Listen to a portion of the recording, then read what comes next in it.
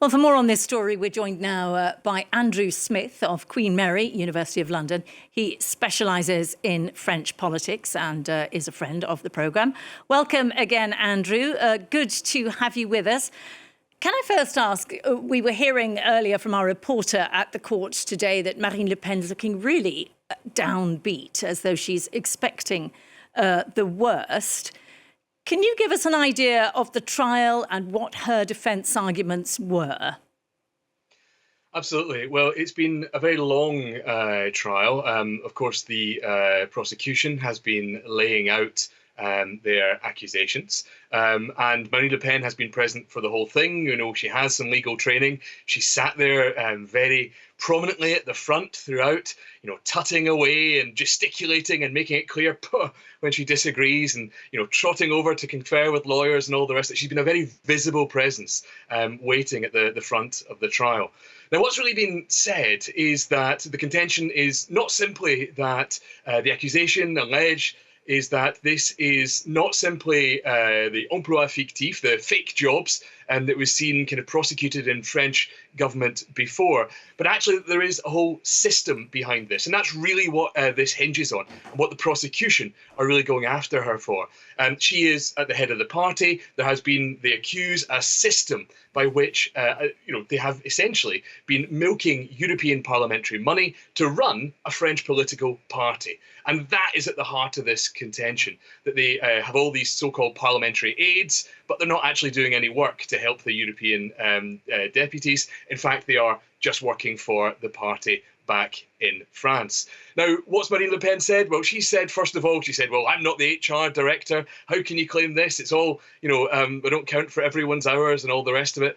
But the key of her defence has been really around this idea of mutualisation, as she called it. And she talks about how when the National Front then, now the National Rally, went from 3 European deputies to over 20, essentially they were all brand new, they all needed a bit of help, and so they sort of just pooled resources. And they were doing a bit of work between all, and they weren't necessarily that great at keeping their records. That's her contention. There was no system behind all of this. But it's been a really difficult one, and I think there will be some very difficult moments to come when the defence starts to make its case just in the days and weeks to come.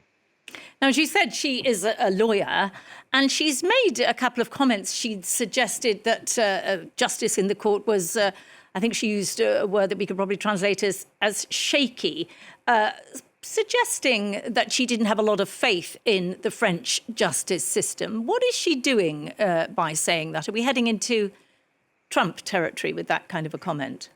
Well, I think we're maybe not. I wouldn't rule it out, is what I would say. What she's tried to do is she said, well, we sent thousands of emails, there's thousands of hours of all this, and you've only picked out a couple that are incriminating.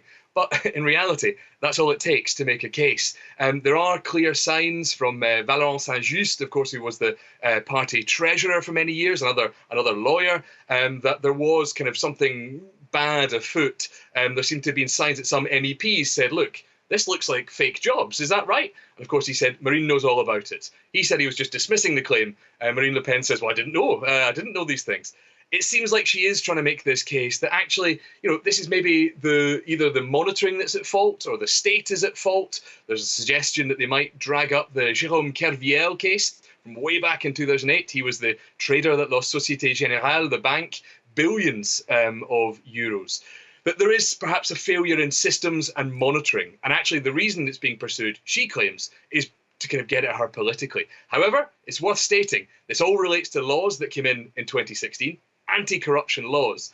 And what the prosecution are asking for is not an option in terms of the actual sentencing and all the rest of it. That's what the law demands as part of this type of trial, part of this type of conviction. So if that were to be made, that's very much what the justices would have to look for, I think. What do you think the political impact would be if she were banned? 11 million people voted in the last parliamentary elections for her party. While she's disliked by many, she is hugely popular by many other people here in France. What would be the impact?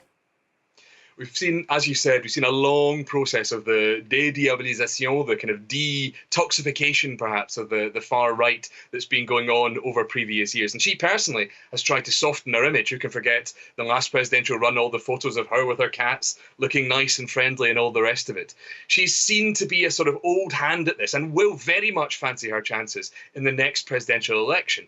Now, that also casts us back to the last one. And really, that question of what impact it will have is about how much those votes for the National Rally were votes against President Macron or votes for Marine Le Pen. You might well say she has an able deputy in the young Jordan Bardella, of course, who is kind of at the head of the party nominally. And he might well be a ready-made replacement. It would be hugely kind of personally distortive in terms of the party because the Le Pens have been so central to everything that the party has done. Now, it is something that will shake up the far right's politics, but it may also enrage people, that they might see this as being injustice by the kind of, the ruling elite, as it were, kind of pushing back against an opposition leader. It depends how the National Rally play this, but I think one thing's for sure, they're unlikely to go quietly, they're unlikely to accept things as they come, and that's going to start very much when the defence goes on the attack in these days to come. OK, well, we'll have to leave it there. Thank you very much. Andrew Smith there speaking to us from London. Thank you for sharing your ideas with us there, Andrew.